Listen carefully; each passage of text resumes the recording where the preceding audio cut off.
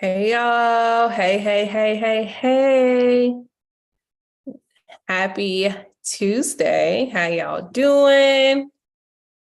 I'm so excited for today. It is going to be another amazing day. Let me know. Y'all know the drill. Let me know where you're watching from. Uh-oh. There's some feedback here. Tuesday. How y'all All right. Let me know where you're watching from. Let me know if you can hear me.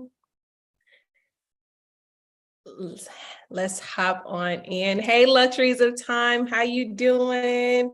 Good to see you. Let me know if you can hear me okay. We are in here tonight. We are in here tonight.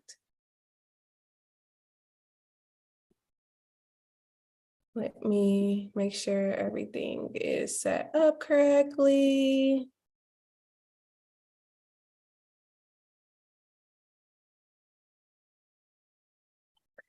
Hey, Manny's World of Creations from Delaware. How you doing? How you doing? Hey, One Small Flame. Thanks for watching from Philly. Hey, Tanika from California. Hey, Tia. Hey, Nikki. Hey, Alero. I'm so happy to see y'all in here, y'all. Happy Tuesday. Okay. This is going to be a really great day. And I promise that we're not going to be on here for 2 hours. It's not what we're going to do. I hope that's not what we're going to do. I have a short Easter speech to share with you, and we just going to go ahead and hop off, and I'm going to let y'all go about y'all happy Tuesday way. So let me do a few announcements real quick let me record this because this is why I'm streaming through Zoom. I want to record these. I forgot to record the last one. So let me go ahead and record this one and record to the cloud. Perfect. All right, y'all. So for the folks who are watching on the replay or people who are going to check in for the first time, hey, I'm Dr. Brianna Whiteside. And I always forget to introduce myself because I always take for granted that people know who I am. But I am Dr. Brianna Whiteside, and I create faith, fashion, lifestyle, finance content. So I'm hoping you like one or more of those, those topics. I am really excited to be with you all in week 4 of the Builders Challenge. This means that we are halfway done. We're at the halfway mark, which is why the name of this teaching is The Halfway Point. So fascinatingly enough, I wasn't sure which way God was going to have me to go, because y'all know sometimes, I don't know about y'all, but God does not move when I want him to move. So I was petitioning him about this teaching all last week. And I'm like, hey, gotta go up there and teach. You got anything for me? And he wasn't budging. He didn't budge until an hour ago. And I'm like, yo, you tripping. But that's why it's always important to remain, flexible. Nikki, you said no streaming on TikTok today. No, ma'am. No TikTok today. We'll probably chat about that later, but no TikTok. No TikTok today. Y'all, I want to encourage you all to shop the Builders collection. If you have not, you all see one of the shirts I have on right now says Kingdom Builder. This collection is specifically for the challenge. And so I want to encourage you all to shop it at BriannaWhiteside.com. I love my collection. I really love it. So if you want to grab some merch, go ahead and grab the merch.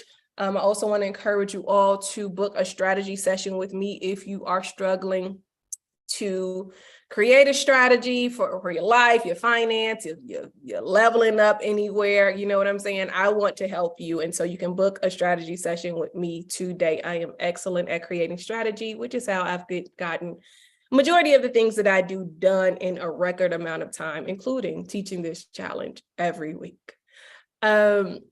So yeah, y'all, let me know, do y'all have any testimonies about completion, about focusing this season, about, anything that you've been able to do that you weren't able to do in a previous season, I want you to drop it in the chat, because I need everyone to understand that we are making progress, even though you may be experiencing unprecedented warfare. I want everyone to drop in the chat your testimonies. I want to shout you out. I want to read it. I want us to remain encouraged, because y'all know a lot of people die in the middle, and we are in the middle, right? And there is an unusual amount of warfare going on in the middle. And I want us to drop the testimonies to keep each other encouraged. I'll tell y'all one of mine. I kind of mentioned this probably twice now, that I was struggling to complete or revise an academic article. And if you know anything about academic articles, there are over 20 pages. Academics are very anal in editing, in publishing. And so it was very difficult for me to revise this article. It was, I think it's about 28 completed pages right now. And for the last 6 months, y'all, I was trying to revise this article. I'm not sure why I couldn't revise it. I just felt a lot of resistance. I just didn't have the ideas to kind of just bring the article to life. And so when we got into the challenge, I was like, God, I know you just didn't call me to, build the kingdom. I got a whole career. So I need that same grace that you are giving me to lead people through the challenge. I need you to give me the same grace in my career. And I shared with y'all like the progress updates, right? In the last 2 teachings, I told y'all I made significant progress. Well, today I'm done, right? So for the last 3 weeks, it was really like 2.5 weeks, I've made significant progress, and y'all, it is going out to the publishers on Friday. You hear me? So what was too hard for me to do in a previous season, because of the finisher's grace, because of the anointing, because of the, angels in the outfield, all the things that God said to me, because of all those things, I was able to complete an article that does matter to my career that I wasn't able to complete in a previous season. And if y'all don't know, I am a finisher. I finish everything that I start, and I always finish it in excellence and in record time. And so that was really bothering me that I couldn't finish it. But with God's grace, I finished it, and it is going out to the press on Friday. And y'all, I'm super accomplished because I'm dominated in my career. If y'all don't know that, I am dominating in my career, and they should. Because y'all know sometimes academics, they don't be believers, you know how it go over there. So they should. And I told God, if I'm going to go into the academy, I want to be the best of the best. And he's allowed me to be one of the best, right? And so I believe that as kingdom citizens, we're always supposed to present the best version of ourselves. We're the cream of the crop. I believe that. Right? We are not lowly beggars. We are not supposed to be at the bottom. We're supposed to be the first choice. Okay? And that's how I move. And that's how you need to start to move. Okay? You are a kingdom citizen. You are a child of God. You are a rightful heir. You need to start acting like it. That wasn't my message. Let's see what y'all was able to get done. Manny's World of Creation says, I've written a bit over 30,000 words for my book and halfway through another. I've been called to and trying to write these 2 books for years. Girl, what? Congratulations. Congratulations. You have done you have done it in the right season. There is a wind in this season, and I'm so glad that you've taken advantage of it. Nikki says, I'm currently building out a few online courses. It's actually been pretty easy to get through. I also post and publish 2 journals on Amazon, with the 3rd one currently in review. Congratulations, Nikki. Been productive, working on courses, working on digital content, publishing. Congratulations. That's major. I love that for you. Mandy's World says, I'm also about to release my first crochet pattern. Okay, crochet. I was able to redesign, write it, and have tested it in a week. That's amazing. Wow, that's really good. Tanika says, I'm working on my dissertation. I understand. Girl, you believe that the Lord will let you finish that dissertation in Q2. and at the latest Q3. I'm going to just tell you, like, I finished my dissertation in 6 months. So that same grace is available in this season. Pull on the grace. Okay. Talea says, I'll be showing at New York Girl, what? She says, I'll be showing at New York Fashion Week in this September, and I'm in the process of launching my crowdfunding campaign for the collection. Congratulations. I love that. Oh my God, that's so amazing. That's big news. Yes, let's go. The story of Derica says, I started writing like God told me to. I also started my blog series God told me to start months ago. Congratulations. This is a great season to obey. I love that for you. So congratulations, girl. I mean, y'all out here killing the game. I mean, y'all know what I'm saying? I'm proud of y'all because it's not easy. It's not easy. None of it's easy, but you are doing it with the builder's grace. You are doing it because you are partnering with God. You are doing it because you are doing it in a specific season. In a specific season. Because it's time sensitive. That's it. That's what I want y'all to know. All right, y'all. So look, if you haven't liked this video, please like the video, please. It's 18 people watching. It's only 8 likes. Can y'all like this video? It don't take nothing out of you. Please like the video so that we can get it started in the algorithm, because I'm ready to teach real quick. I'm not going to hold y'all for a long time, I promise. I'm about to teach. All right. All right, y'all. Vanessa's joined us in the chat. Hey, Vanessa, good to see you. Good to see you. Okay. So let me share what God has given me to share. All right, y'all. So what I sense, and y'all can let me know, is anyone experiencing unusual warfare, like warfare in this season? You're experiencing warfare, you're tired, you may be cranky, you may be fatigued, you're experiencing some type of resistance. I really sense that a lot of people is experiencing warfare because it's halftime. I didn't realize that we were halfway through this challenge until maybe yesterday. Yesterday, I was like, I was a little bit lackadaisical yesterday. I was a little bit tired. I wasn't feeling it. I'm like, God, I'm trying to do what you keep telling me to do, but I want to say, get somebody else to do it. And, I was like, what's going on? What's going on? Like, you're going to have to, the math ain't math, and you're going to have to do something. You know what I'm saying? And so it's because we're in the middle. That's what God started to reveal to me an hour ago. It's because we're in the middle. We are at the halfway mark, and this is usually where people stop. This is where people, die in the middle. This is where people don't complete the project. They give up. They say it's not worth it. This is the middle ground. This is the middle ground. And if the enemy can get you to stop in the middle, he can tie you up. He can tie your future up. The middle is crucial. The middle is the ground where people are made. The middle is the ground where, you really start to see how bad you really want it. That's the middle ground, that hard ground, that testing ground, because it's easy to start, right? It's easy to start. I know a lot of people think that's the hardest thing. No, the hardest thing ain't starting. The hardest thing is making it through the middle, because that's where a lot of people die, in the middle. That's where a lot of people give up, in the middle. That's when a lot of people turn back. Y'all know that scripture that says, like a dog returns to his vomit. That's where a lot of people turn back to the old way of being. Yes, you wanted it bad enough when we first started. Yes, rah, rah, rah, you're excited. You're excited about it, right? And you would probably still be excited about it if it was only a 3-day challenge.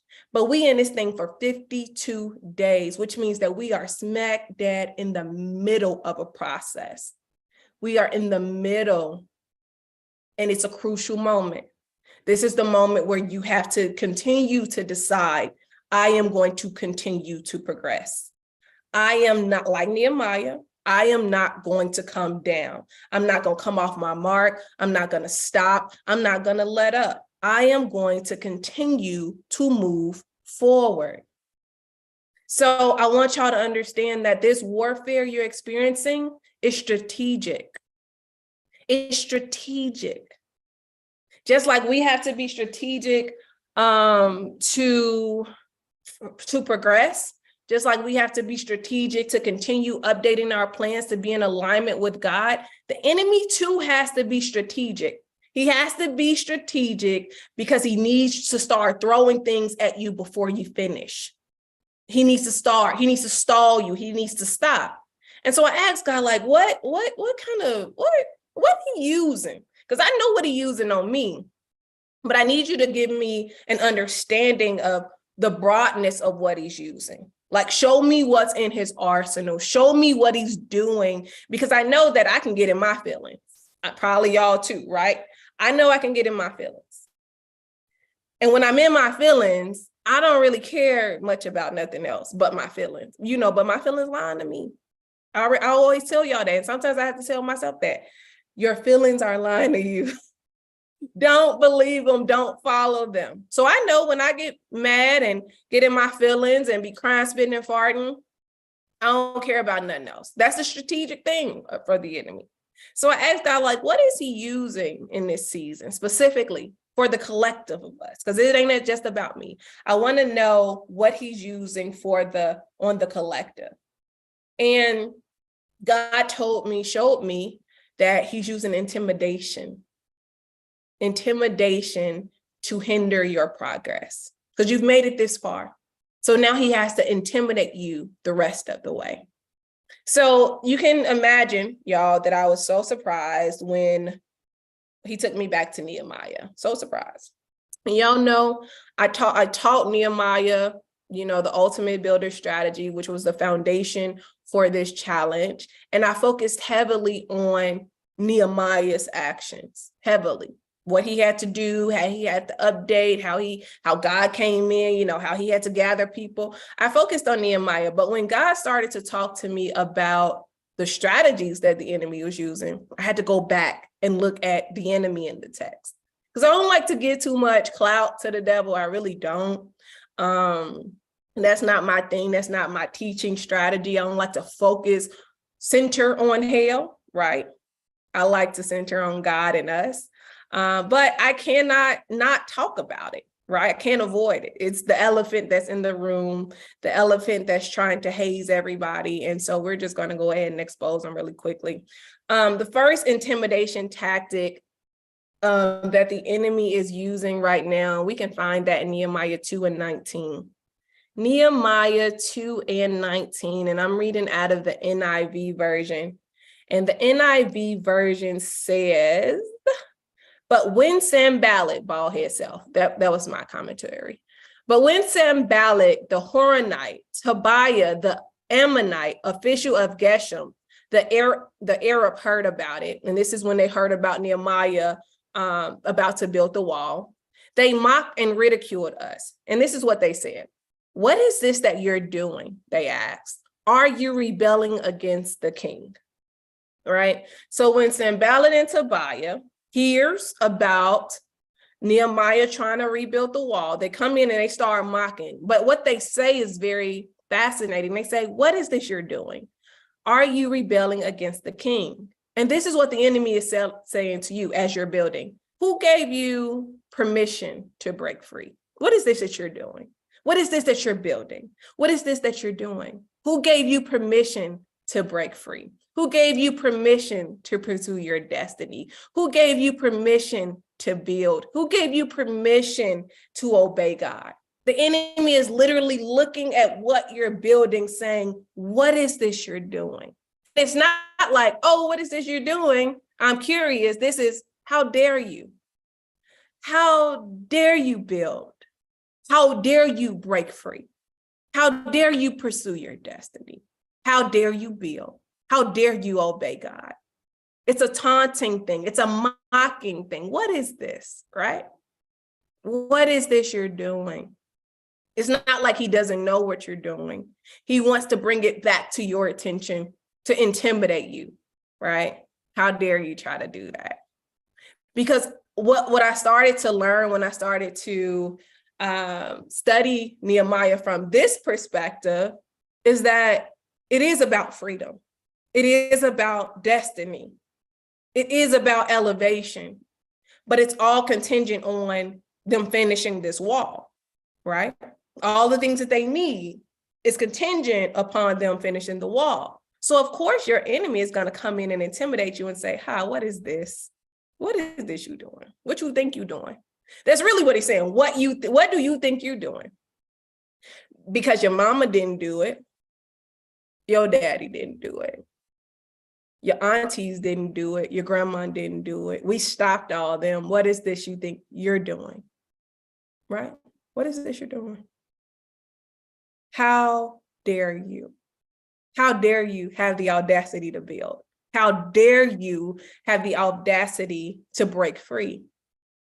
How dare you obey God? How dare you? And what he's indirectly saying by saying, what is this you're doing? He's saying, how dare you come against me? How dare you rise up against me? How do I know he thinks like that? How do I know he thinks like that? Let's go to Nehemiah 4:2.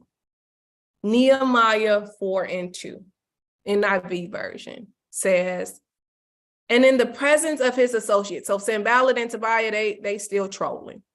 So in the presence of his associates and the army of Samaria, he said, what are those feeble Jews doing? Will they restore their wall? Will they offer sacrifices? Will they finish in a day?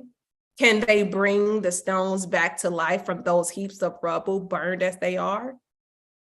So how do I know the enemy thinks that, how dare you? Well, Sanballat calls the Jews feeble. He says, what are those feeble Jews doing? And feeble means weak, inferior, having no authority or strength.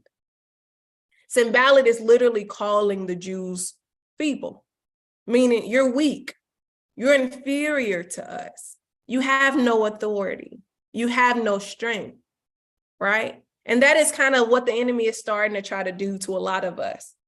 Get us to believe that we're weak, that we have no authority. Even though we have kingdom authority in the earth, he's saying, you're no match for me. Even though we are the match, right? God has, we already won. If he can intimidate you, get you to believe you are inferior to me, you're inferior to these generational curses, you're inferior to the obstacles that may stand in your way, you're inferior, you have no authority, you are weak. And then if he can get you to believe that, you will start to rehearse it, right? You're going to rehearse it because Sanballat was saying this in the presence of the Jews. He was saying it so that they can hear him. It wasn't a whisper. He was in their face saying it. So they're hearing it. They're hearing the taunting, right? But because Sanballat can't do nothing about it, he has to get them to do something about it. And how do you get someone to do something about it? You get them to believe what you're saying. Sanballat could not impede the progress, just like the enemy cannot impede your progress until he gets you to rehearse what he's been saying. You are weak. You are inferior. You have no authority and you have no strength. I ain't gonna lie, y'all. Last week, I felt weak in the mud. Last week's live took me out for 3 days. Usually it's a day and a half. Usually. 3 days. Last week's live took me out. To the point I almost said, God, I can't lead this challenge. Me, the leader of the challenge, right? The facilitator of this challenge. The warfare was so extreme that I almost said, you're going to have to get somebody else to do this because I can't keep fighting like this, right? 3 days.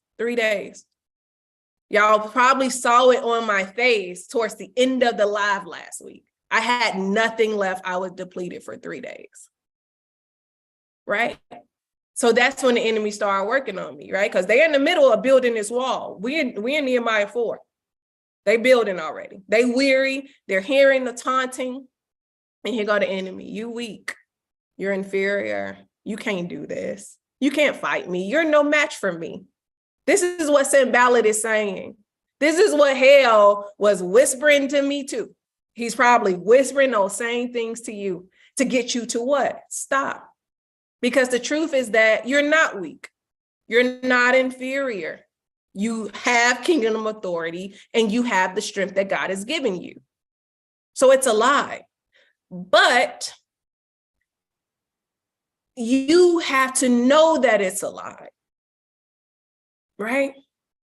So first things first, y'all, we know that he calling them weak, which means that he's trying to intimidate them. But we also see in Nehemiah 4:2, he reveals his fear. He reveals his fear. The NIV says, will they restore their wall? But the KJV says, will they fortify themselves? So the reason Sanballat is calling them weak, is calling them inferior, is telling them that they have no authority or strength, is because he's afraid that they will fortify themselves. Do y'all know what fortify means? Fortify means to free, to set free. So Sanballat is scared that once they rebuild this wall, they will set themselves free. This is not a God set them free situation. Just like in this season, this is not a God set us free situation. This is you get free if you want to. You finish this project, your freedom is on the other side of it. Your elevation is on the other side of it. Sanballat literally says, will they fortify themselves? Will they take the initiative when they finish to free themselves? You're tired of generational poverty, fortify yourself. You're tired of crying, spitting, and farting. This at the end of this project, whatever you're building or if God is building you, it's on the other, what you want is on the other side of it.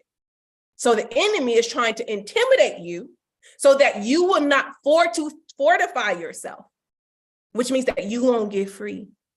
You will always be a slave to whatever it is you say you hate. Because you need to finish. You need to finish. Like, I don't know what to tell you, but everything you want is on the other side of it. So their freedom is attached to the completion of the project. Your freedom, your desire, whatever it is, if God has put you in the season, in this builder's challenge to do whatever it is he's called you to do, that means that that thing that you need or want is on the other side of this process. It's on the other side of the project. You don't get it without doing it. And I know y'all in church, we love to say, we love to run around the church. We love to sow seeds, acting like that's going to free us. And it's not true. How many seeds have you sown and still not got your freedom? Because you have to follow the rules and the laws. The rules for Nehemiah was y'all need to finish this wall. The rules for you is I need to finish what God told me to finish. You can't sow your way out of this process. You can't run your way out of this process. It's on the other side. Okay? It's on the other side of the completion. It is. I wish we could take the easy way out, y'all. I promise. I want to be the person to tell y'all that you can run around the church and you're going to be free tomorrow. I do. Those videos get more views on YouTube. But it's just not true. It's not true. Unless God has told that person to tell you that or told you to do that, like he told them people to march around the wall, the rest of that stuff is not true. And it's not applicable to everything and everybody. What we're seeing in this text is that the Israelites' freedom is on the other side of the wall being completed, but they have to complete it. God didn't come down to complete it for them. They got to do it. They have to put in the sweat equity. They have to fortify themselves because God has already decided, like, yo, I need you to be free. Before the lamb was slain, before the foundations of the world, I said I needed you to be free, but you got to put some sweat equity in this thing because you're in the earth kingdom. After the fall of man, you already know you got to work for stuff, right? So we can't spiritual bypass. If y'all want to know about spiritual bypass, and go back and read the blog I wrote about it. But we can't afford to spiritual bypass because it's gotten us nowhere. It hasn't gotten us to the destinations we wanted. And it's 9 times out of 10, it's given us license to not be responsible kingdom citizens. But I'm going to tell y'all something. There's coming a time in the earth where your responsibility, you're going to wish that you were responsible in the previous season. You're going to wish you were. Whatever responsibility means to you, there will be a season where your responsibility will come back and visit you. And either it will make a fool out of you, or it will make you elevated in society, right? But we can't afford to keep lying to ourselves and to other people. We can't. If God told you that your obedience, you need to finish this, you need to finish it. There is no excuse. There's no excuse, y'all. Because if he's telling you to finish it in this season, that means that there is need for it in the next one. And your freedom is on the other side of that obedience, right? All right. So another thing, one, he's trying to trick them into believing that, they're inferior, they're weak, they ain't got no authority, they don't have no strength, because he's afraid that they would get set free, right? Because you already know Sanballat is already capitalizing on their bondage. Another reason why, he's afraid, the NIV says the next question he asks is, let's see. Can they bring back stones? Can they bring the stones back to life from those heaps of rubble, burned as they are? All right. So when I looked it up in the KJV, it says, will they revive the stones out of the heaps of rubbish which are burned? So when I looked up revive in the concordance, revive means to restore to life or to health. So revive means to restore to life or to health. But the definition of revive, according to Rabbi Webster, it means to become active or flourishing again. So now he's afraid of them flourishing. Y'all, I need y'all to get this. It's just not about freedom. It's about flourishing. It's about flourishing. Your freedom is about flourishing. It's not just for you to tell your testimony, though you're going to tell it. It's not just for you to give God the glory, though you're going to give him the glory. It's about flourishing in the earth. We need each other to flourish so that we will be in positions of leadership to advance the kingdom. To revive means to revive means to flourish again, which means that there was once a time that they were flourishing. There was once a time where flourishing was supposed to happen, but something happened to stop the flourishment. Something happened in your lineage to stop the natural flow of flourishment. We call that a generational curse.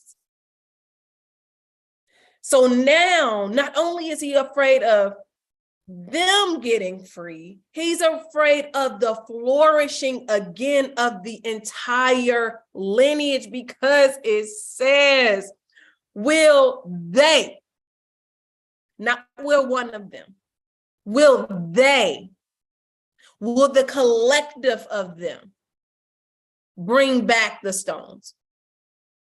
revive the stones? Will the collective start to thrive?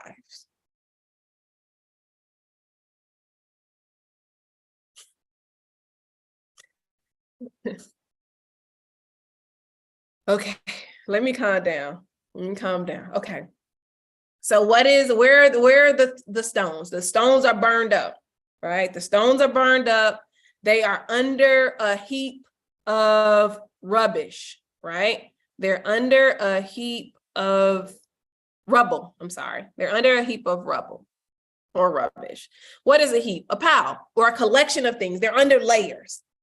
So these stones that have been damaged are under layers of things now. Whatever has came into your life and damaged you in the past, now there's layers packed on top of it because you've had to survive. You've packed layers on top to survive, right? Life happens. We all do it.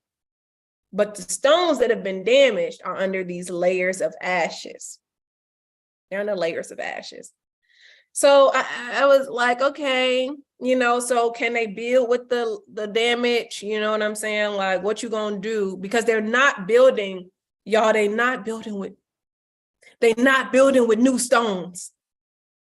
They building with the old materials and they're reviving. They're using what they have to do the work that God called them to do. Just like when God told Gideon to go in your own strength. I know sometimes we like to think, I got to get fully healed before I can do this thing. I got to get all of this stuff together before I do it. No, these people are building. They're building with damaged goods. They're building with damaged materials, but they're still building it. They're still building it. And Sanballat knows they can build with that. But are they going to really believe that? Because we can't have them believe it. We can't have them thinking that they can still get free even if they don't have everything they need. We can't let them know that. We can't let them know that. So in his questioning, he's revealing his fear. In the enemy's questioning of you, did God really say that? Do you really got the strength to do that? Can you really do that? He's revealing his fear. In that line of questioning, it's embedded in that fear is embedded.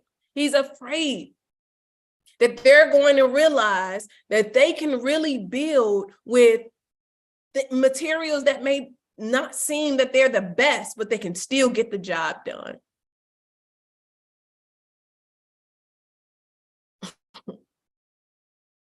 So where are the stones? They underneath layers of ashes. Are ashes useful? Yes.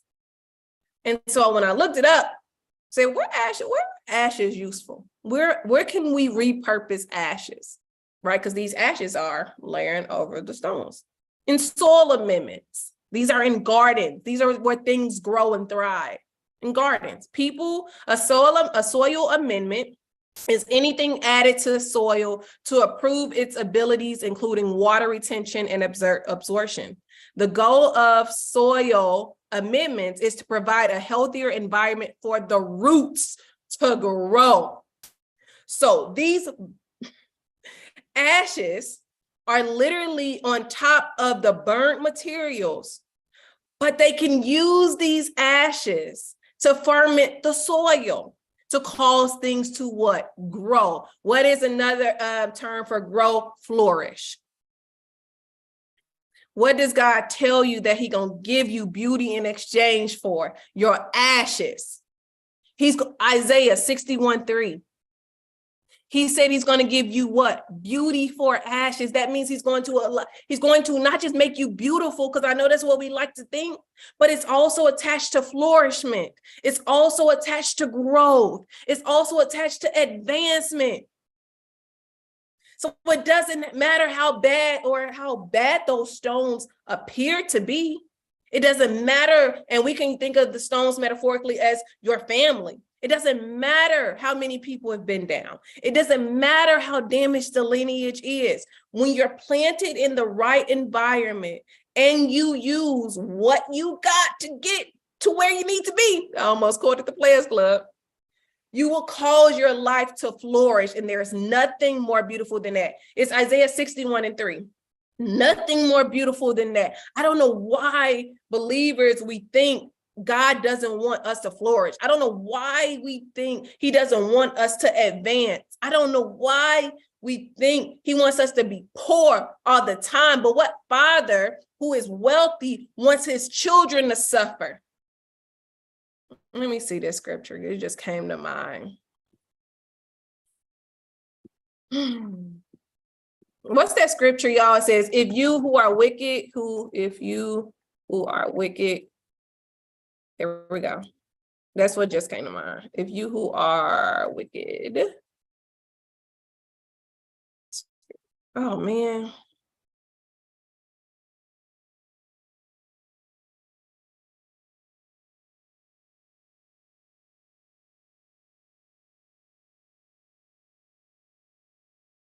Sorry, I'm trying to pull up this scripture.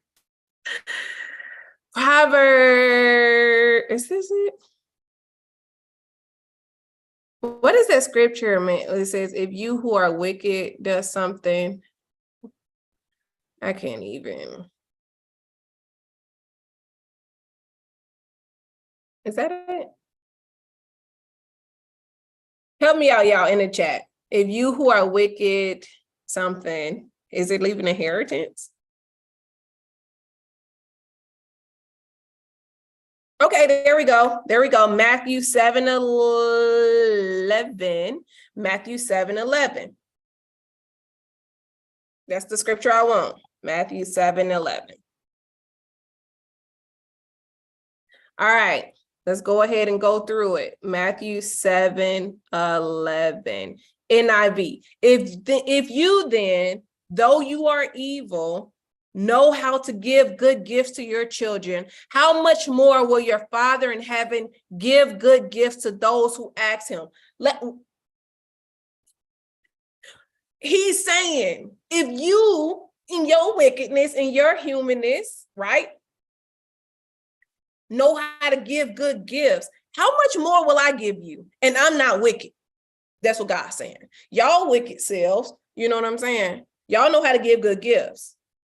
But look, imagine how greater my gifts are, and I ain't even wicked. How much more? The Amplified Version says, if you then, evil, sinful by nature, as you are, know how to give good and advantageous gifts to your children, how much more will your Father, who is in heaven, perfect as he is, give what is good and advantageous to those who keep asking him? He says, I will give you good and advantageous things. I didn't mean to get this hype.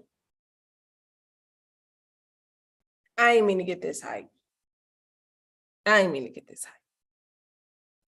But y'all want to know what advantageous means? It means involving or creating favorable circumstances that increase the chances of success or effectiveness.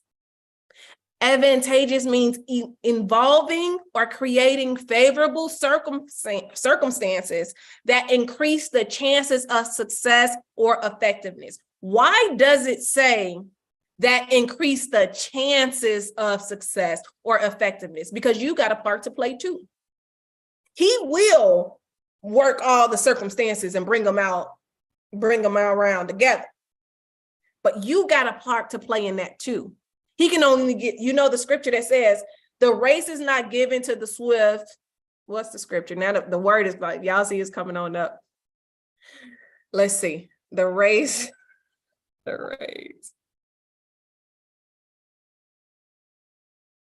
right, let's go ahead and go to Ecclesiastes 9 and 11. Ecclesiastes 9 and 11. Ecclesiastes 9 and 11. Apparently, I don't know how to spell Ecclesiastes. All right, there we go. Ecclesiastes 9 and 11. Y'all, I don't know what y'all talking about. It says, and this is in the NIV, the race is not given to the swift or the battle to the strong, nor does food come to the wise or wealth to the brilliant or favor to the learned. That's where we stop. We stop right there. We start, take off running. After the wealth is the race is not given to the swift or the battle to the strong, we just fall out. But that's not the whole verse. The whole verse is, but time and chance happen to them all. The race isn't given to the swift or the battle to the strong, nor does food come to the wise or wealth to the brilliant or favor to the learned, but time and chance happen to them all. That means time and chance will conspire, but you have a job to do. You have to take advantage of the time and the chance. And that's what advantageous means. God will create favorable circumstances for you to increase the chances of success and effectiveness, but you have to decide to take them. You do. It don't say nothing about you praying. It don't say nothing about you praying. You should pray. But what you gonna do after you pray?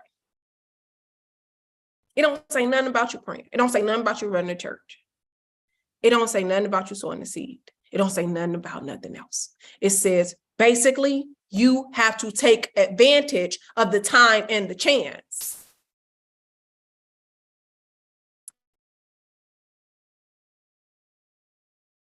Y'all don't find that suspicious why we stop at that first line? Y'all don't find that suspicious why church culture stops at that first line? It's ignorance. It's not reading. That's not what the scripture says. It doesn't stop there. That's an incomplete sentence. It's spiritual bypassing. We're putting all the onus on God. And he's saying, no, I'm going to create the circumstances for you to prosper. But you get to decide if you're going to prosper or not. It ain't on me, because I already told you. I commanded you to live. When he said, I saw you drowning in your own blood, and I said, live. I commanded you to live. I commanded you to prosper. When I breathed life into you, and when you went into your mother's womb, I said, prosper. I said, flourish. I said, advance. You know what we say? No, I'm going to pray. No, I'm not going to take advantage of the opportunities. No, I'm not going to do that, because that will require that you take responsibility for your actions in the earth. And that's uncomfortable, because we also want to blame God when something don't happen for us. But he's like, yo, I already said that I'm going to do this for you. I'm going to create the situation and the atmosphere for you to thrive and do it. You get to decide if you want to take it or not. This ain't on me, this on you, playboy. So when you crying, spitting, and farting because you don't have something that you were supposed to have, you need to go back and check yourself and ask, did I obey? Did I do what I was supposed to do? Did I take advantage of all the situations and the circumstances that came in my favor to cause me to advance? And if not, you need to repent and ask God to bring you some new situations and circumstances, or bring them things back around. Bring time and chance back around. Let them align so that you can take action. Why are we so actionless in the kingdom? I don't get it. I don't understand. All right, y'all. Okay. Let me get back to my notes. I said I wasn't going to be on here long. How long I've been on here? Ooh, 48 minutes already. I was trying to be off in 30. All right. So the third intimidation tactic is in Nehemiah 4:3. The third intimidation tactic is in Nehemiah 4:3.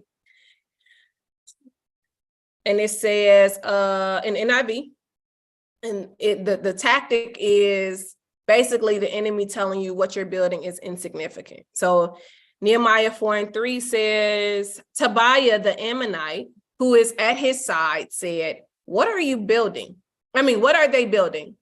Even a fox climbing up on it would break down their walls of stone. So he's basically saying what you building is insignificant. It's not strong enough. It's not perfect enough. No one's going to buy it. It's not great. It's not grand. You know, you're already building with damaged materials. Ain't nobody going to like what you're doing. You ain't going to have no customers. You know, you're wasting your time. Even a fox can come on and break it down because you don't know what you're doing. You don't know what you're doing. That's what Tobias said with his bald head self. Tobias said, what are they building? And he's saying it in their face. What are they building? Even a fox climbing up on it will break down those walls of stone. It ain't good enough. So he's basically telling them what you building is insignificant. It ain't going to change nothing. If the big bad wolf was in this story, he'll huff and puff and blow your wall down. What you doing ain't going to matter. It's not going to stand. It's not going to endure. That's what the enemy is saying. You know what I'm saying? But he's lying to you. He's lying. Just like lying Sanballat said what he had to say, lying Tobiah is lying too. What you're building is not insignificant. In fact, if hell wasn't talking to you about it, then I wonder if it was even a threat to the kingdom of darkness.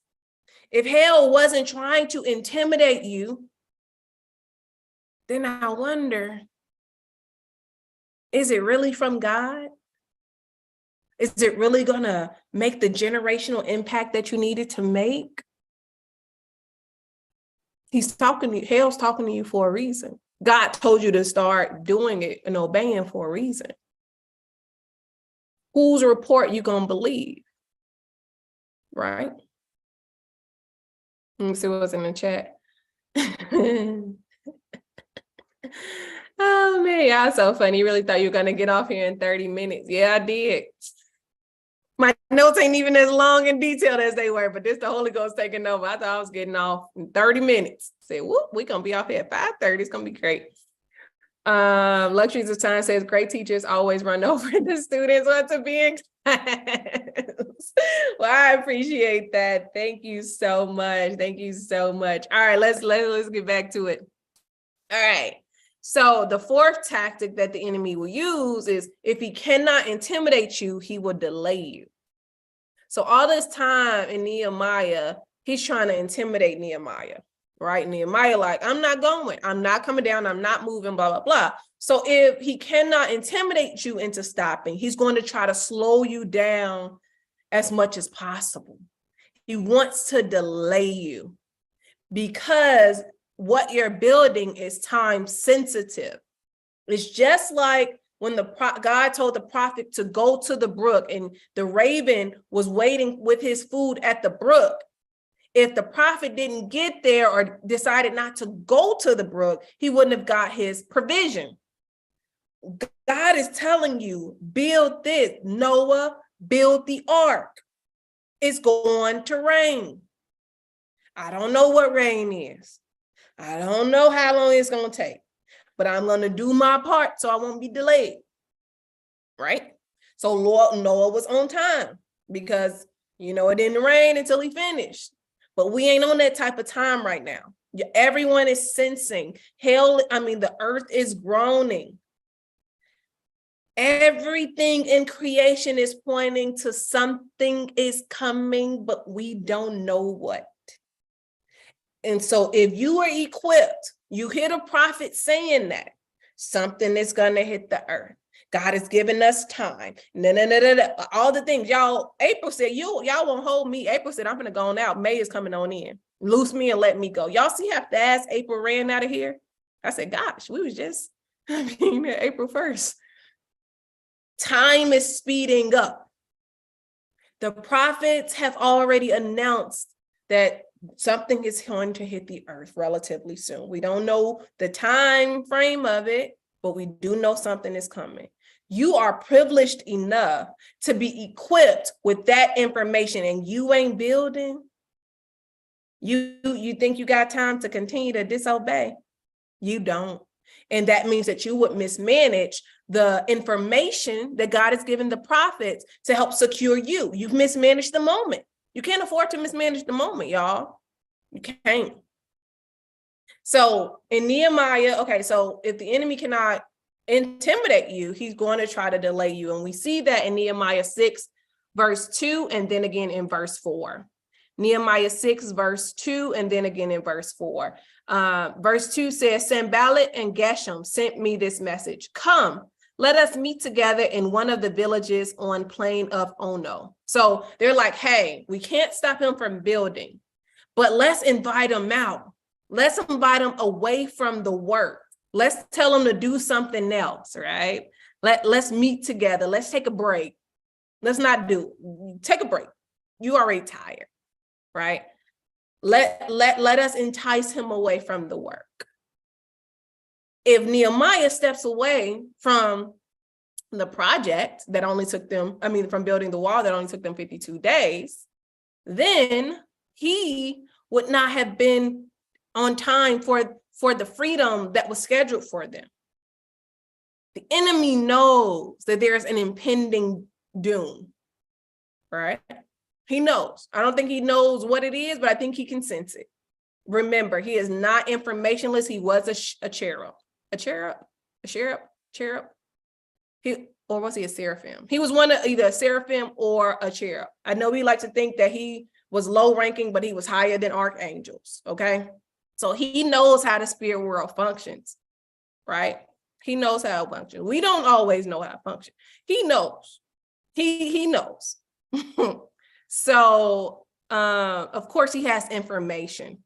Of course, he can look at past events and synthesize. He's not a dummy. He does, dumb stuff, but okay. So he's aware of the times and the seasons.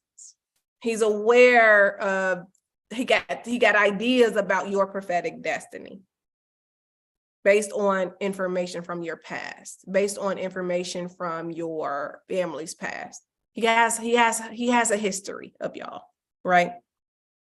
So he's like, all right, well, I couldn't intimidate them to stop, but let me slow down their work so that they will miss what is ordained for them, because I can't use the same methods that worked on their mama and their daddy and their aunts and previous generations, because they ain't letting up.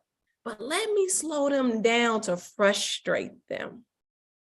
Let me slow them down to delay them. That's what Sanballat and Geshem trying to do. They saying, oh yeah, come on, Nehemiah, let's go somewhere else. Let us take you out a little bit to slow down your progress. And then in verse 4, they say, we learn that they sent this message 4 times. So this was a strategic attack.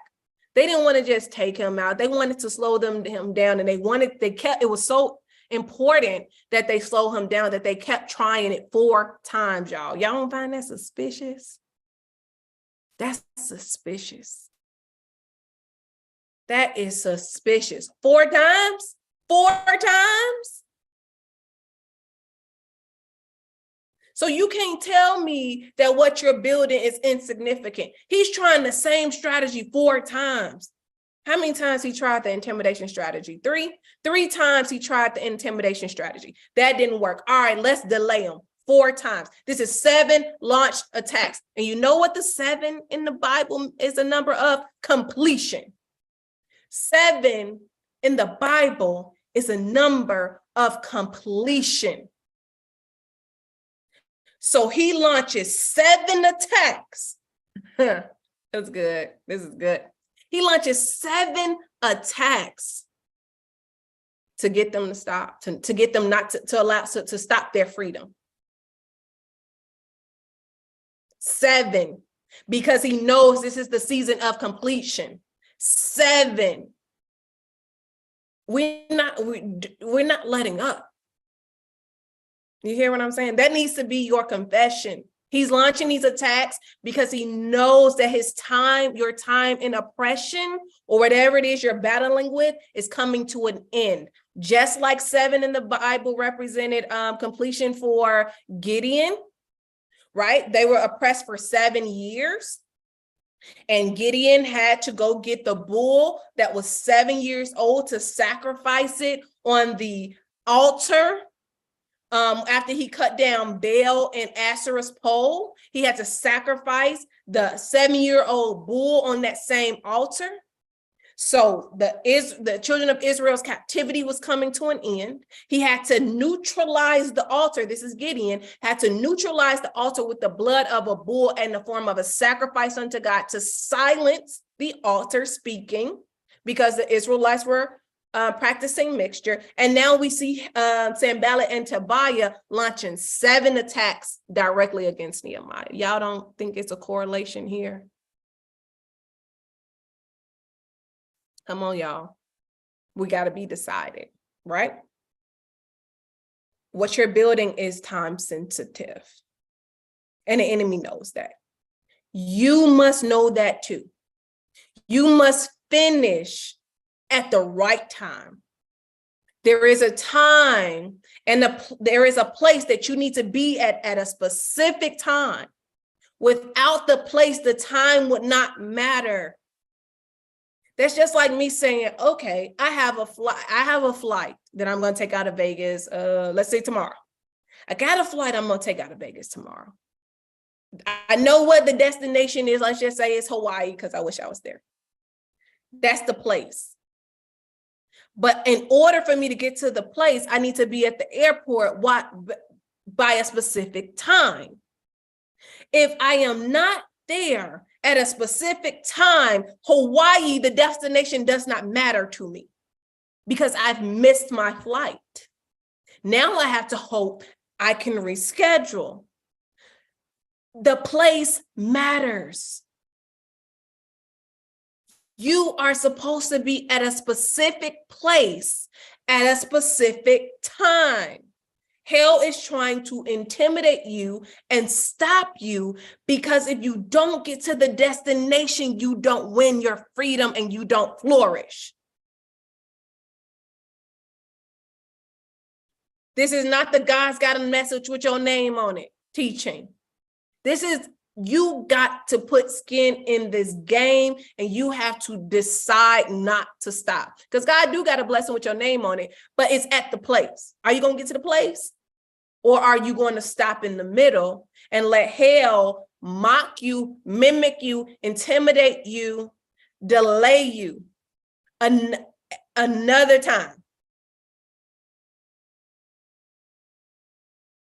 Because you're supposed to be at the airport at 10 to catch your 11:45 flight to Hawaii. But if you get delayed in traffic, you're not going to Hawaii. Hawaii's still going to be there. You won't. And you're going to be what? Crying, spitting, and farting. You're going to be crying, spitting, and farting. Because you didn't do anything in your power to get to the airport, everything in your power to get to the airport on time.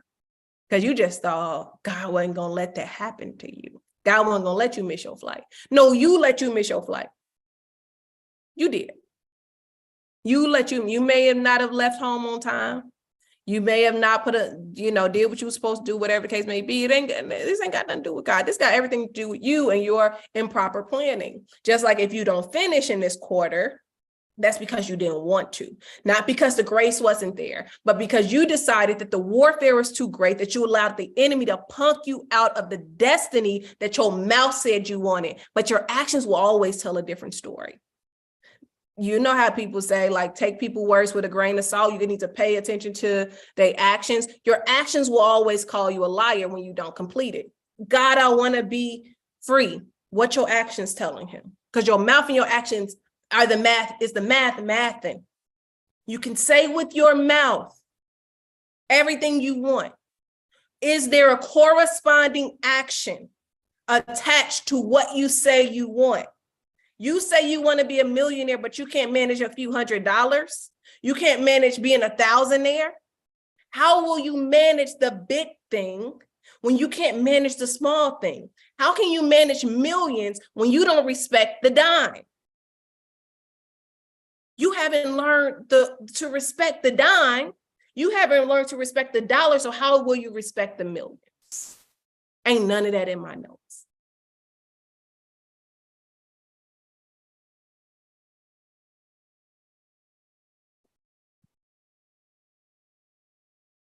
I say all that to say, y'all, you cannot afford a delayed project. You can't afford a delayed project. You can't. But surprisingly, Nikki, I just saw your comment in the chat and I ain't got nothing to say. You know what you got to do. Surprisingly, that wasn't even really my message, right? That wasn't even my message, y'all. That wasn't the message. That was just like the prelude. Y'all want to know what my message is? It's Jeremiah 12:5. My message is Jeremiah 12:5. I ain't gonna be here long. I promise y'all, we're gonna get off. We gotta get off before 7 o'clock. Jeremiah 12:5 is my real message. So let's talk about what's happening in Jeremiah 12. You know, y'all know we get to this point where we over it. We are over it and we tired of seeing everybody else who don't love God progress. We tired of seeing us not advance, you know, so we get in that moment where we start lamenting, we start complaining, we start like, God, what's up? Like, don't you see me? I'm out here doing it. Or maybe it's just me, because I am quick to say, look at all the things I'm doing, God. Why they ain't taking off yet? That's me. Why is someone who don't even love you doing something similar to what I'm doing and they didn't take off? What's going on? That's what's going on in Jeremiah, right? So context, Jeremiah is complaining about all the things we complain about when we mad, right? So we're just going to slow walk through this chapter just a teeny until we get to Jeremiah 5. Until we get to Jeremiah 5. So Jeremiah 12, verse 1-4. Let's go slow walk through it. Jeremiah saying this to God. You are always righteous, Lord. Verse 1. You are always righteous, Lord, when I bring a case before you. Yet I would speak with you about your justice, right? Why does the way of the wicked prosper? Why do all the faithless live at ease? So basically, Jeremiah mad, right? He upset. He like, you know, God, you are good. You're righteous, I know, but your justice, that math ain't mathing. Because why does the wicked prosper and the faithless live at ease? And he's saying, like, I don't feel like you're being just towards me. I don't feel like you're being fair towards me. Jeremiah wants to know why people who don't serve God are getting the upper hand. Has anyone else felt like that but me? Has anyone else felt like that but me? God, I'm doing all this for the kingdom, but everybody else prospering, I don't see why they getting the upper hand. What is going on here? And he's saying, and why don't they have as much turmoil as I have, right? Because I'm struggling to serve you. I'm struggling to live holy. I'm struggling to live righteous. But these folks out here who don't serve you, who don't love you, they go to bed at night. They got the easy life, right? They prosper and they getting money. They got money. They ain't worried about nothing. They going on vacation. They going on trips. But I'm over here trying to serve you and do the right thing. But I'm in turmoil. That's a real place. I say that a lot. I'd be like, you know what I'm saying, y'all?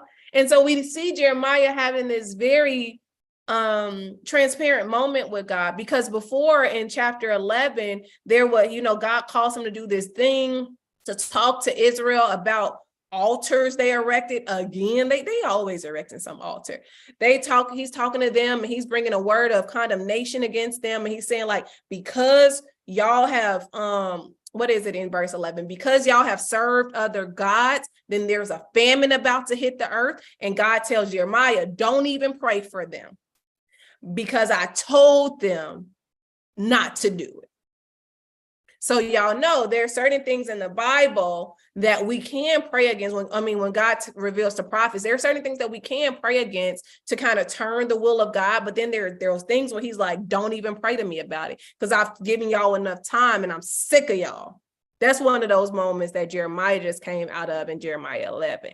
And then as a result of him obeying God and being honest, they launch an attack against them. Y'all know how it is. Just like they launched the attack against Gideon because he broke down their altars to Baal and Asherah. Well, in Jeremiah, they mad at him and they launch an attack, but God told him about the attack. So now he had battle fatigue. Let's just say that. Jeremiah has battle fatigue, normal. You've been fighting, you tired, you have battle fatigue. You are getting worn out and the enemy wants that. You're getting worn out because you're fighting and you're tired and it's normal, right? So then in verse 2, Jeremiah continues, you have planted them and they have taken root. They grow and bear fruit. You are always on their lips, but their hearts are far, but you are always on their lips, but far from their hearts. So Jeremiah is saying, look, they don't even serve you like I do, but they're out here thriving, and I'm out here struggling. Right. So they say they love you, but they're practicing mixture or they're practicing unto other gods and their hearts are far from you. But God, my heart is right towards you. My heart is upright towards you. Right. And I'm struggling. And it doesn't make sense when the wicked is making headways and the righteous are held back. Verse 3, he says, yet you know me, Lord. You see me and test my thoughts about you. Drag them off like sheep to be butchered. Set them apart for the day of slaughter. So Jeremiah here is saying, look, you and I have a relationship, God. I know you know my heart. I know you know the inward parts of me. And you know how much I love you. But I think they need to be punished. They need to be punished. And as a matter of fact, don't just punish them. They need to be killed because they don't love you. They're not upholding the statutes. They're not making the sacrifices. They're not doing the things that you have commanded us to do. And they're not living upright before you. And they're not doing all these things, right? I feel like you should punish them and you should kill them. Jeremiah is pressed.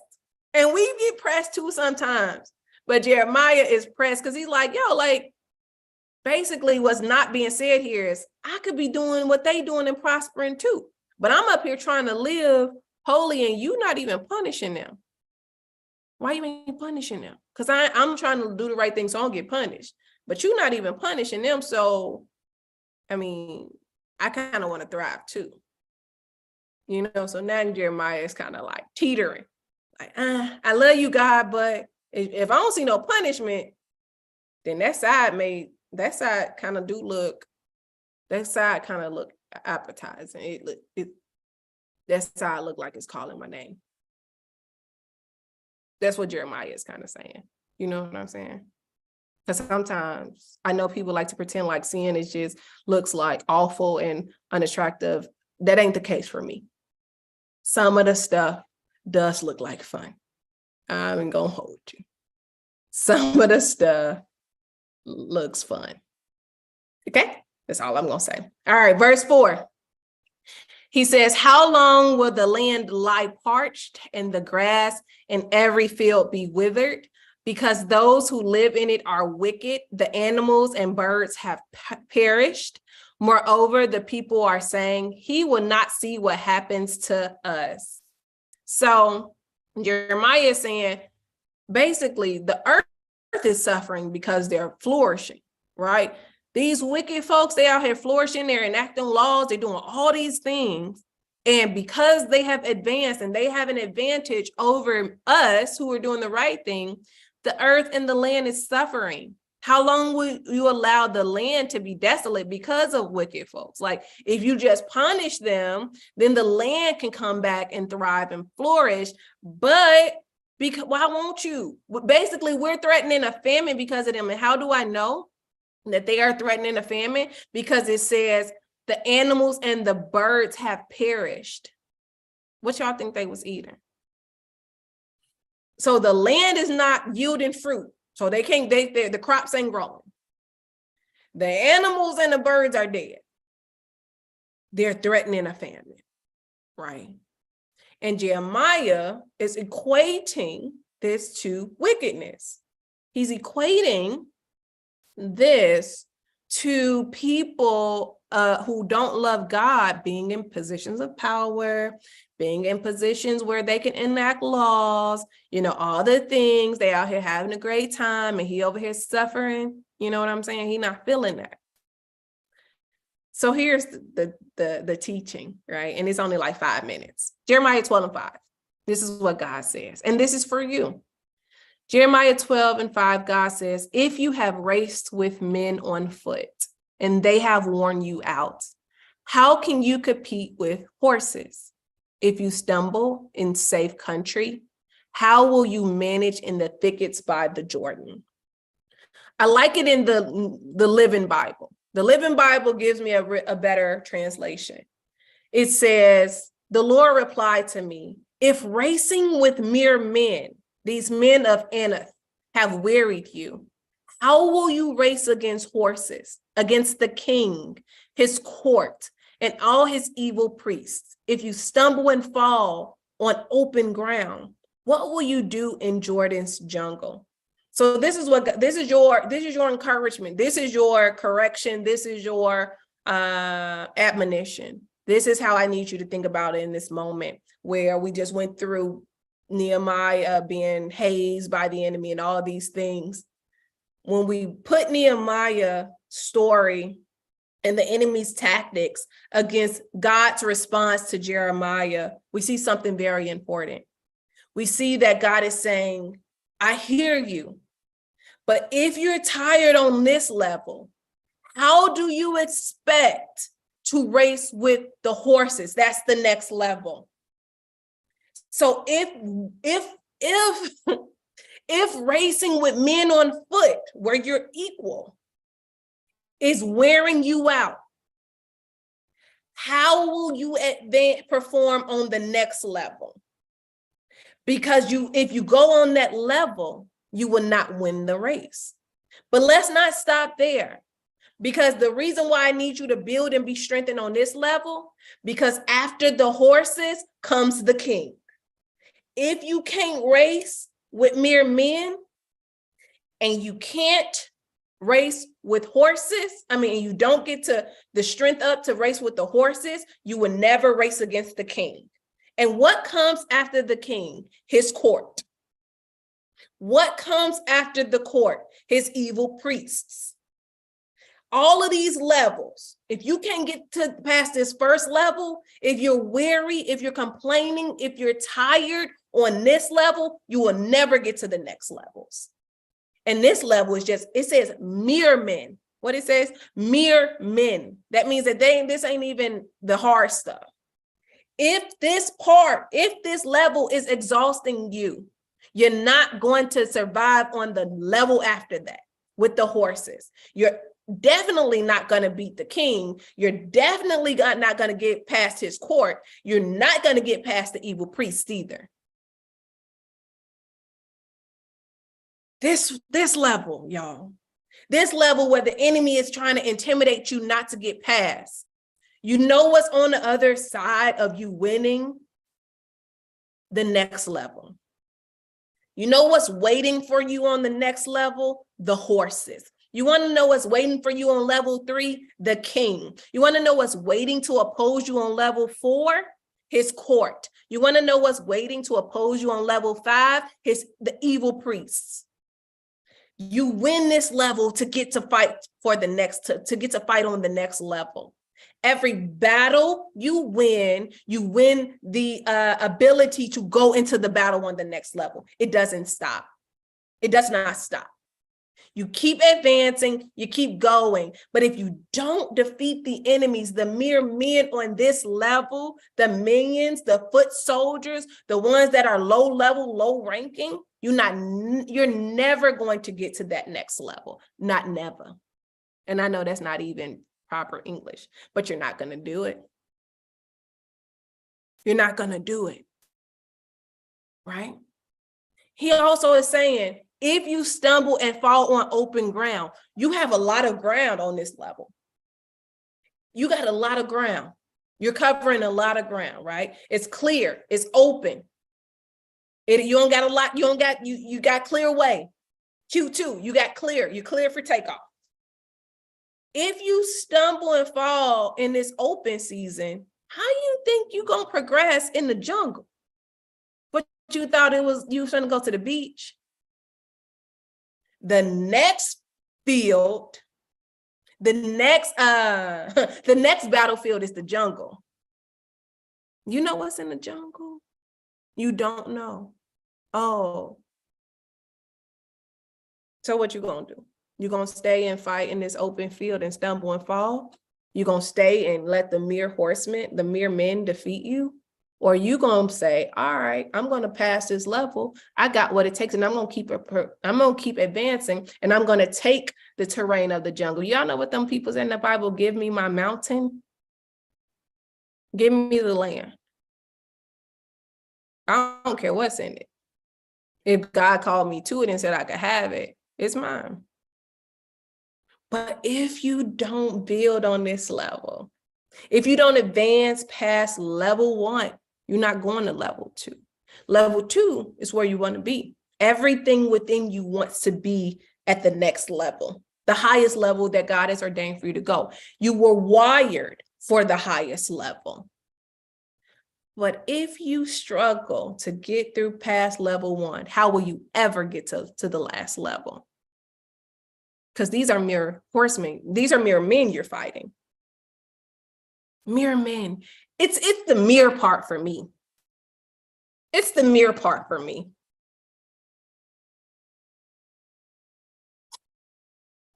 Pure and simple. That's what mere means. Pure and simple. Nothing more and nothing less. Nothing less. Just average. Pure and simple. Average. If you can't get past the average resistance, Nehemiah, Noah, whoever, insert your name here. If you can't get with the average, get past the average resistance, how will you ever run with the horses? Because they're way faster than mere men. Are they not? Then you have a king to fight. Because you think those principalities finna let you go ahead and advance. You think those powers, those kings, the kingdoms of the world are gonna let you advance without a fight? You think that the king's court, right? The soldiers basically that are employed under him, under whoever it is you called to advance past, you think they're gonna let you go without a fight? Or what about it says his evil priests? Evil priests. Spiritual darkness. The ones praying, voodoo, hoodoo, Santeria. How you gonna get past them? You struggling to build what I told you to build. You struggling with the warfare from mere men. How will you advance if you're struggling here? Right? I'm gonna leave y'all with that. I don't have nothing else. That's all I got. That's all I got.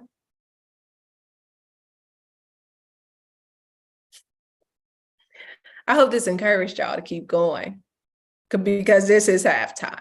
It doesn't matter what you see. It doesn't matter what it looks like. It doesn't matter. This is halftime. We halfway done. We are halfway done. If you don't succeed in this quarter, it's because you don't want to. And just because the challenge will end at the end of May does not mean that Q2 is over. Q2 is not over until the end of June. If you don't succeed in Q2, it's because you have decided not to succeed. Not because God didn't want you to.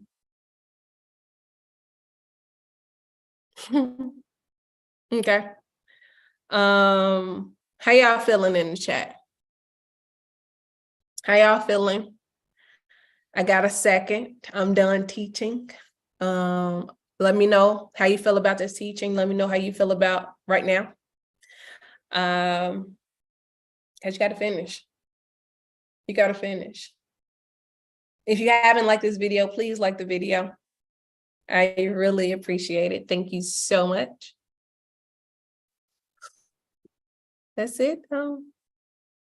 It sure did. Thank you.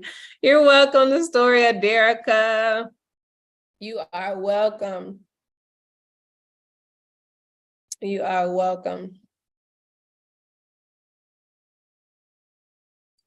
Vanessa said, it sure encouraged me. Thank you for this message. You are so welcome, Vanessa. Monty said, I missed most of your message, but I'm going to go back and listen from the beginning. Yes, do go back and listen from the beginning, because we slow walked through the story of Nehemiah a little bit, and now Jeremiah. Story of Derica says, on fire. Nikki says, like you just snatched a hole in our scalp. You bypass the engine. Oh, that's so funny. That's so funny. Luxuries of Science said, that's a lot to think about. Yeah, and go rewatch it if you need to watch it again. Do rewatch it. It is a lot to think about. It's a whole lot to think about, especially the last part. Manny's World of Creation says, this hushed me up quick and yoked me up, but I have decided that I got to keep pushing forward. It's a non-negotiable to finish. Absolutely. I love that. I love to hear it. Janae says, you struggling to tie your shoe, but you want to wear a three-piece suit. So true. Oh my gosh.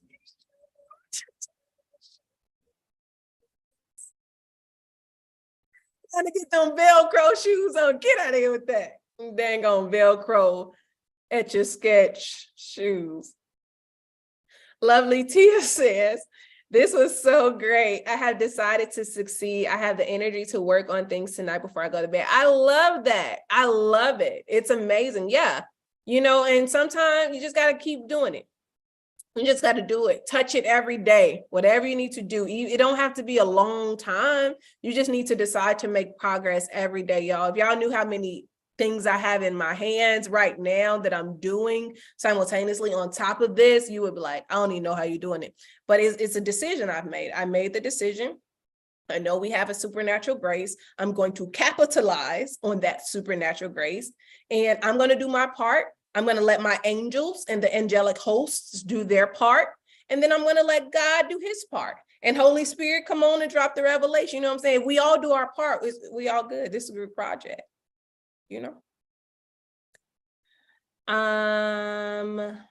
Honey M says, thank you. Great teaching. I love the way you teach the word. You're welcome. Thank you for watching.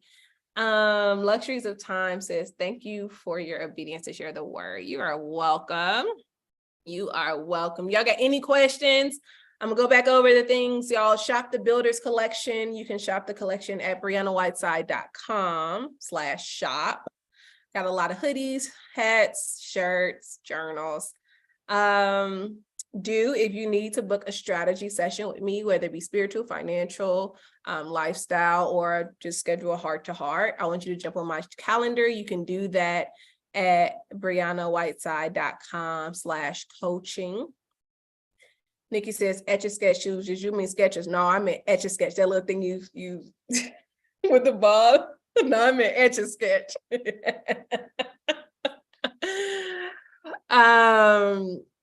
Yeah. Let's see. What else do I need to say?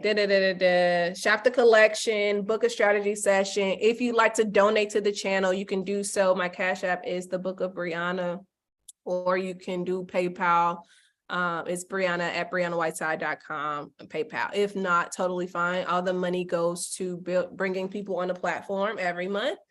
And so if you like to do that, to donate and help me out, that would be awesome. If not, totally fine. I would appreciate your prayers as I continue to lead But if you all don't have any more questions, I said I was gonna get off before 7 and it's 6:32. So I am gonna keep my word. I hope this has encouraged you to keep going. I will see y'all next Tuesday. I'll see y'all next Tuesday. We'll see what God has to say. And yeah. That's it. That's all I got, y'all. I hope you have a wonderful day. I can't wait to hear the testimonies for next week that y'all drop in the chat. Make sure.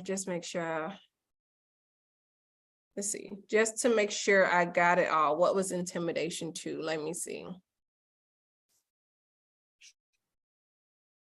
No, intimidation 2 was still intimidation. Right. It was still the tactic. And that's where he started to reveal his fears. So in intimidation 2, it was still an intimidation tactic, but that is when he started to reveal his fears, like the fear of freedom, things like that. Mandy's world of creation. So that's what I'm responding to. Nikki, stop trolling me. I am not a pastor. Kim K, thank you for tonight. You're welcome. You are so welcome. I'm so excited that you decided to join us, and I hope that you would join us next Tuesday for the Builders Challenge. Y'all, if y'all have not read any of the blogs that were released, and it was only 2 because today's Tuesday, go ahead and read them on my site at briannawhiteside.com. Check them out. Check out all the blogs for the Builders Challenge. Yeah, because at this point, y'all, we can't afford to be ignorant, not only of Satan's devices, but ignorant of the laws of the kingdom. And I think that sometimes in church culture, we indirectly promote ignorance. I don't think we necessarily mean to, but it's there sometimes. And that is really hindering us as believers from advancing in the world. And so my goal is to stop that bad habit. Janae says, I am reviewing the Kingdom series, so much to learn. Yeah, I it's so funny. I asked God to allow me to get back to that series after the challenge. And so I really believe that after I finish the challenge, I may take a slight break. And then I'm going to get back into delving into the Kingdom. That is arguably the most important series that I've ever studied. The Kingdom is so important, so understudied, and it's so vast. It's so much to know, right? It's overwhelming sometimes. And so I can't wait to get back to the Kingdom study. I know y'all, a lot of the people who watch are like, yeah, when we going back to the Kingdom? I'm going to get there. I know I left off at Kingdom economics, and that is a big one. But, we're going to get back there after the challenge. But y'all, look, it's been great hanging with y'all. I hope you all feel encouraged to finish building, to do what it is that God has called you to do, to obey no matter what, to resist the enemy, to resist his lies, and just, believe that what God told you is true, and believe that you have what it takes to finish the job. It doesn't matter what you may feel, because your feelings are lying to you and they don't want you to be uncomfortable. It doesn't matter if you feel like you don't have enough. You have more than enough, and there are more for you than against you. You just have to garner the strength that you are using to kind of doubt yourself, and use that strength as fuel to push yourself forward. That is literally what I do all the time. And so I didn't pour it out. I'm tired now. I'm tired now. I hope this has encouraged you, blessed you, all the things. I will see y'all next Tuesday, and I'll talk to you soon.